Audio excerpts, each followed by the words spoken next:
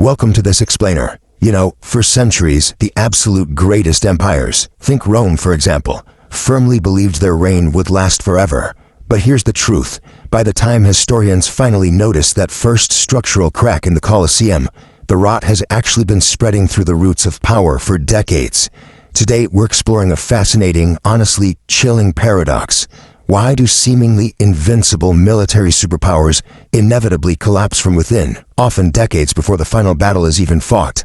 It doesn't start with some blaring warning horn on the frontier. No, it's a journey into the darkest parts of human nature and the very architecture of power itself. The collapse of a superpower really starts right here. Picture this. On one side, laughter is echoing through private marble corridors, filled with elites who genuinely believe their privileges are eternal. And then on the other side, the grim reality of the forgotten guard out on the distant frontier, staring into the dark, realizing they've been completely abandoned. We always tend to think empires die on the battlefield, right? But the rot always begins in these private, wealthy halls. We're forced to step back and look at these cracks in the mirror before our own house shares the exact same fate. Okay, let's dive into this. Section 1, The Illusion of Eternity. Defying the laws of physics. Moving right along to Section 2, The Rot Underneath. The hidden layer of decay. It's just human nature to be absolutely mesmerized by symbols of ultimate power. We build these grand museums for jewel-encrusted swords, falsely believing that by building higher walls we can somehow freeze time. But maintaining a massive distant army, it's kind of like swinging a massively heavy broadsword. Sure, it can crush an enemy, but the sheer weight of it eventually cracks the wrist of the warrior holding it. This triggers a fatal blind spot that historian Peter Churchin calls elite overproduction. Basically, when a nation prospers, you get a rapid increase in the number of wealthy individuals fighting for a strictly limited number of seats of power.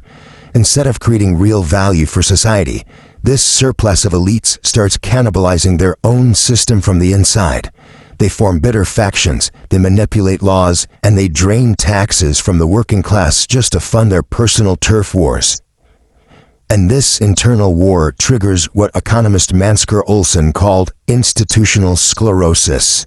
This is a state where special interest groups, think ancient defense contractors, massive landowners, or corrupt officials, become so deeply entrenched in the empire's bloodstream that they completely block all structural reforms.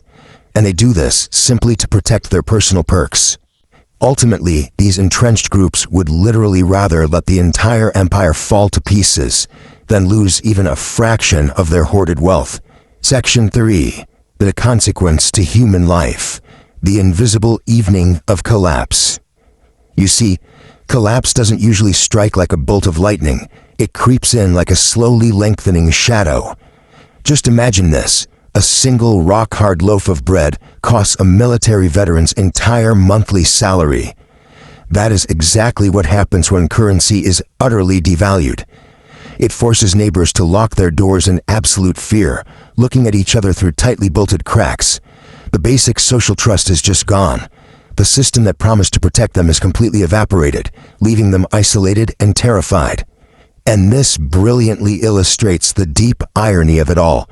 On one side, you have these glorious bronze medals and emperor's commendations, won by a veteran's own blood on some distant forgotten battlefield. But on the other side, a starving child's empty stomach. Those grand medals are completely useless when it comes to feeding a hungry family back home. It's just a shattering realization of misplaced values. This kind of betrayal breeds deep existential tragedies. First, the youth grow up lonely, completely stripped of purpose and meaning. Second, the grand imperial ideals they were taught in school are exposed as beautiful, elaborate lies.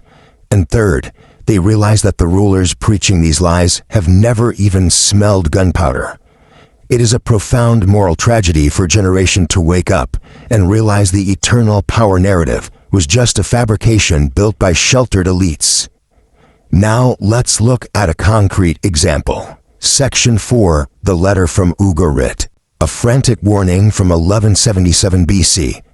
Listen to this desperate message translated directly from a cuneiform clay tablet. The enemy has arrived. They burn my cities, my country is left to itself. Written by King Emerupi, it perfectly demonstrates the fatal flaw of over-indexing on military logistics in far-off lands, while leaving the homeland entirely unprotected. Let's walk through exactly how this specific, systematic breakdown happened to Ugarit, step by step. Step 1. Ugarit built highly complex logistics. Step 2. They deployed their military strictly to protect the distant trade routes of their elite financiers. Step 3. This left their homeland completely empty. And Step 4. They collapsed from a minor pirate attack. The system effectively choked itself out before that frantic call for help was even fully sent.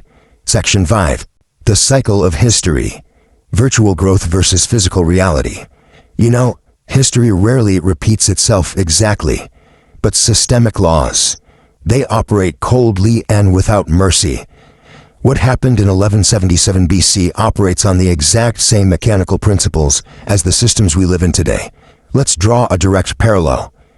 On one hand, we have our modern obsession with virtual financial metrics, endlessly climbing on corporate screens. But on the other, our physical reality. Rusting iron bridges and aging water pipes. We celebrate the convenience of virtual wealth, while the physical infrastructure and the social trust that actually hold society together are left to silently decay. Here is a brutal truth that shatters the modern elite's ultimate illusion. When the ship sinks, the first-class cabins sink at the exact same speed as economy class. The modern elite often believe that a safe distance, bought by immense wealth and sophisticated control algorithms, will somehow protect them when the overarching system fails. But gravity and physics, yeah, they really don't care about your ticket class. So what should you actually take away from all of this? Let's summarize the philosophical root causes. 1. Expansion becomes an end in itself, rather than a means of actual prosperity. 2. Humans are reduced to mere debt statistics on clay tablets, or today, on spreadsheets. And 3. Elites truly believe they can somehow defy the laws of nature. It all comes down to a fundamental lack of humility before physical limits. Ignoring these absolute boundaries is what truly causes the first cracks to appear in any empire. Which leaves us with this final, powerful question to reflect on. Do empires fall because they weaken, or because they stop looking at the truth? It's a chilling thought, isn't it? The true vulnerability of any modern system might just be its sheer unwillingness to look in the mirror. Thank you for joining me for this explainer. I really hope this journey gave you a completely new lens to view history, and perhaps a sharper lens to view our own present. Keep learning, and I'll catch you on the next one.